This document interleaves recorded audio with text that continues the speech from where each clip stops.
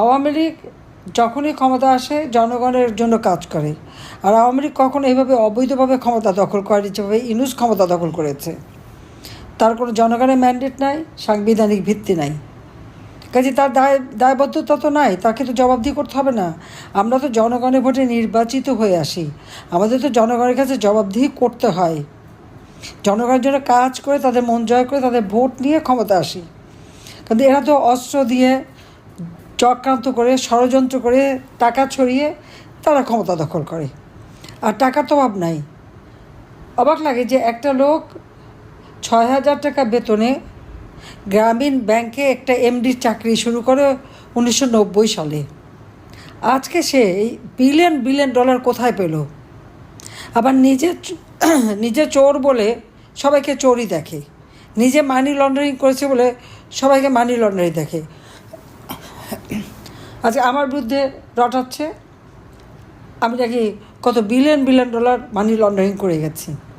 তো billion billion dollar যদি money laundering করতাম, তাহলে বাংলাদেশে এত উন্নতিটা হতো কোত্থেকে? আর ইউনূসের সেই মেটিকুলাস ডিজাইনই হচ্ছে ইউনিয়ন পর্যায় পর্যন্ত আওয়ামী লীগকে ধ্বংস করা। সেগুলি সমস্ত আমাদের নেতাকর্মীদের নাম নিয়ে প্রত্যেকটা বাড়ি ঘরে হামলা, হত্যা, খুন। কিন্তু কোনো সংবাদ পরিবেশন করা বা এটা নিয়ে কোনো কিছু লেখা বা আলোচনা কেউ করতে পারবে না। প্রত্যেকটা পত্রিকা, প্রত্যেকটা মিডিয়া তার নিজের দখলে তার এজেন্ট নিয়োগ করা। কেউ কিছু বললেই সাথে সাথে তার বিরুদ্ধে ব্যবস্থা, অথবা জেলে যেতে হবে। সাংবাদিকদের উপরে নির্যাতন, মামলা, তাদের এমনকি হত্যা করেছে প্রায় 10 জনের মতো।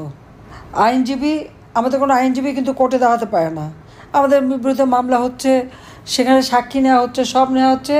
সেটা কি ওই বিএনপি, জামাত আর ইউনূসের বাহিনী? এরাই হচ্ছে চেয়ারম্যান, এরাই হচ্ছে জজ, এরাই হচ্ছে চিফ প্রসিকিউটর, এরাই আবার আমার পক্ষে যে আইনজীবী সেও তাদেরই লোক, তাদেরকে দেওয়া হয়ে গেছে এবং ইচ্ছা মতো মন গড়া বলে যাচ্ছে।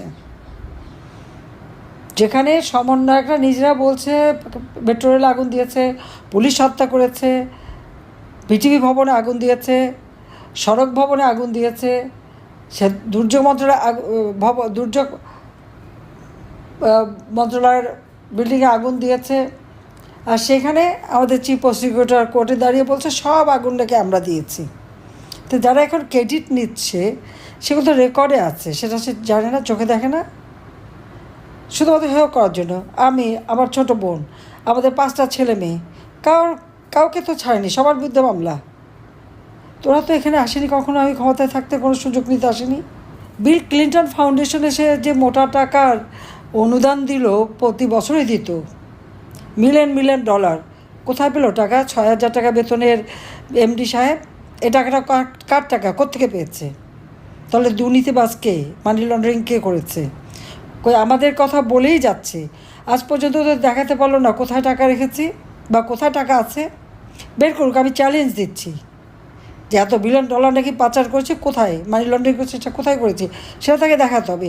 আমি জানি মিডিয়াকে মোটা অঙ্কের টাকা দিয়ে সে যা লিখতে পারে, কারণ তার যে লবিস্ট আছে শুনছি লক্ষ লক্ষ ডলার তাদেরকে দেওয়া হয়, আর তার ইউনূস সেন্টারে বসে কন্টেন্ট তৈরি করা হয় এবং তারই ভিত্তিতে সমানে আন্তর্জাতিকভাবে সব জায়গায় আমাদের বিরুদ্ধে নানা রকম অপবাদ দিয়ে যাচ্ছে। আমরা জনগণের জন্য কাজ করেছি, নিজেদের জন্য না। দেশের গরিব দুঃখী মানুষ, ভূমিহীন মানুষ, গৃহহীন মানুষ, তাদের ঘর বাড়ি তৈরি করে দিয়েছি, নিজের জন্য তো করিনি। আর যেটুকু ছিল সব তো পুড়িয়ে জেলে শেষ। আমার স্বামীর একটা বাড়ি ছিল সুদাসদন, সেটাও লুট করলো, যেটা জয়পুতুল নামে, ওটাও পুড়িয়ে দিয়ে নাকি বাজেয়াপ্ত করেছে। 32 নম্বর, এই 32 নম্বর উপরে এত ক্ষোভ কার? শুনেছি এটা নাকি একদিকে ইউনূস আর ওদিকে আমাকে তারেক রহমান, তারই নির্দেশে আগুন দেওয়া হলো। এবং যে লোকটা প্রথম আগুন দিয়েছে, যার ছবিটা, সে কিন্তু বিএনপি করে। এবং এরপর যে সেটাকে ভাঙলো, তারপর আবার ওখানে ইসলামিক দলের এক পতাকা উড়ানো হলো। ওই বাড়ি থেকে জাতির পিতা বঙ্গবন্ধু শেখ মুজিবুর রহমান স্বাধীনতার ঘোষণা দিয়েছিলেন। আর ওই বাড়িতেই 1975 সালে 15ই আগস্ট বাংলাদেশের রাষ্ট্রপতি ওই ছোট্ট একটা বাড়িতেই থাকতেন, রাষ্ট্রপতি ভবনে থাকেননি, ওই বাড়িতেই তাকে নির্মমভাবে হত্যা করলো। আজকে সেই হত্যার সঙ্গে যারা জড়িত তারা হিরো হয়ে গেছে, সবাইকে ছেড়ে দিয়েছে। 15 জুলাই 2024 সেদিন থেকে পুলিশ হত্যা, আইনজীবী হত্যা, সংখ্যালঘু হত্যা, আওয়ামী লীগ নেতাকর্মী তাদেরকে হত্যা, মেরে মেরে পা বেঁধে বেঁধে ঝুলিয়ে পর্যন্ত রেখেছে। মেট্রো রেল থেকে শুরু করে বিটিভি ভবন, সড়ক ভবন, সেতু ভবন, সব জায়গায় আগুন, এক্সপ্রেসওয়েতে আগুন, ফ্লাইওভারে আগুন। এবং যারা করেছে তাদেরকে দায়মুক্তি দেওয়া হয়েছে।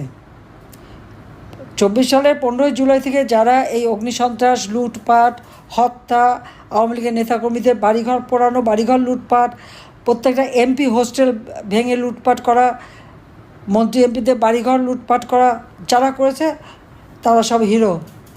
তাদেরকে জুলাই হিরো ঘোষণা দিয়েছে।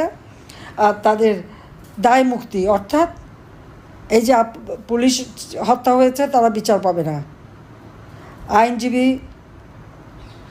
সাংবাদিক, আওয়ামী লীগের নেতাকর্মী বা মুক্তিযোদ্ধা যাদেরকে হত্যা করেছে কেউ বিচার পাবেন না। মানে বিচার পাওয়ার অধিকার কেড়ে নিয়ে তাদেরকে দায় মুক্তি দেওয়া হয়েছে। তাদের বিরুদ্ধে মামলা হবে না, তাদের বিচার হবে না, তাদের আসামি করা যাবে না, তাদেরকে হিরো বানিয়েছে।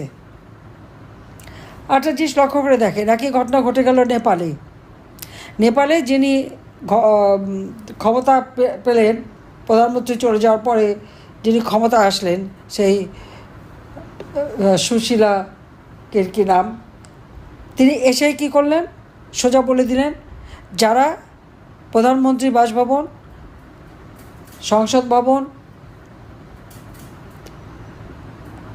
উচ্চ আদালত, ব্যাংক, যেখানে যেখানে অগ্নিসন্ত্রাস করেছে আর যারা মানুষ খুন করেছে তাদের বিচার করবেন, তাদের বিচার হবে। সেই সাথে নির্বাচনের তারিখ ঘোষণা করলো।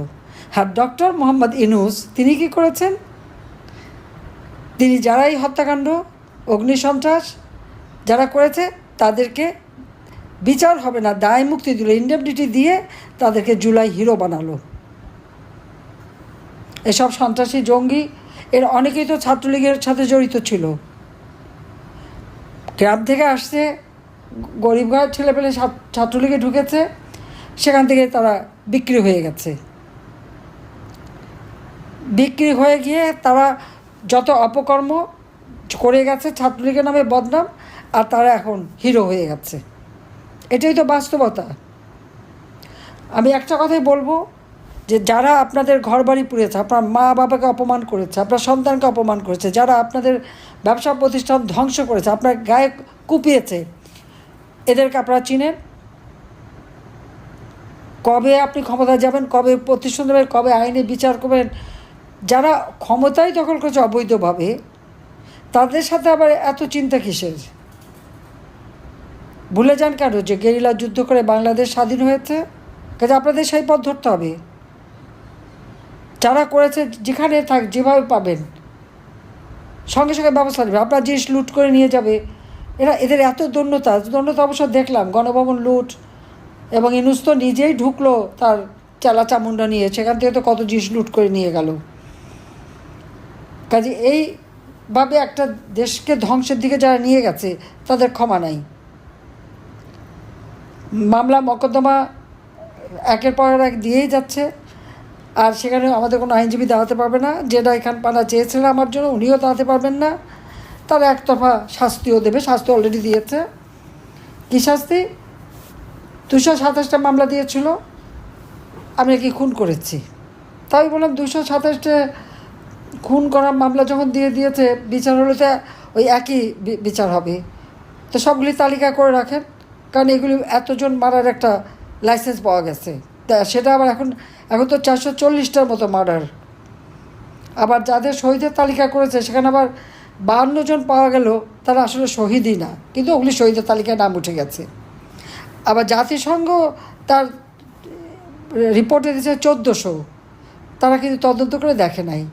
ওই ইউনূসের মেটিকুলাস ডিজাইনের অংশ হিসেবে ইউনূস সেন্টার থেকে যে কন্টেন্ট তৈরি করেছে তার উপরে ধরেই তারা একটা রিপোর্ট তৈরি করে দিয়েছে। ইউনূসের টাকা আছে, টাকা সব কথাও কেনা যায়, রিপোর্টও কেনা যায়, সবই করা যায়।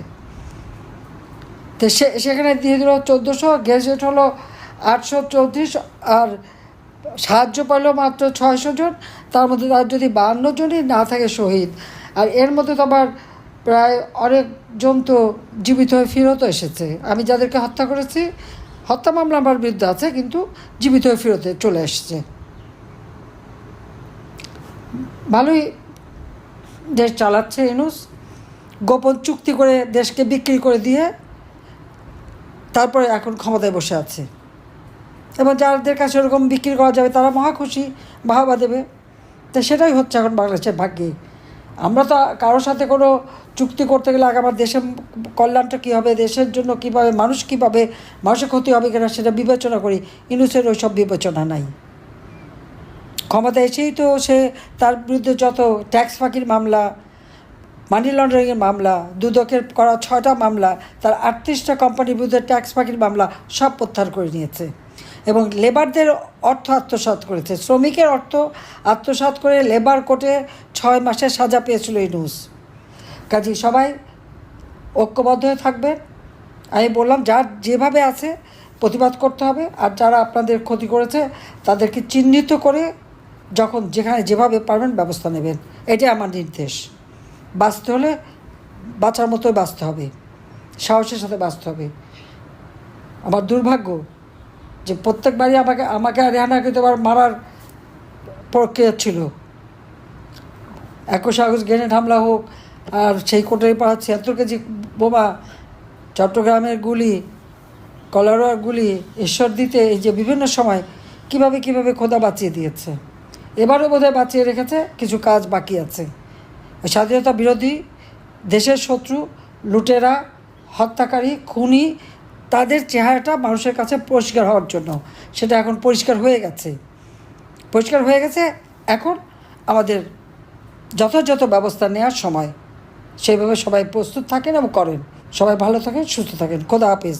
জয় বাংলা, জয় বঙ্গবন্ধু, বাংলাদেশ চিরজীবী হোক।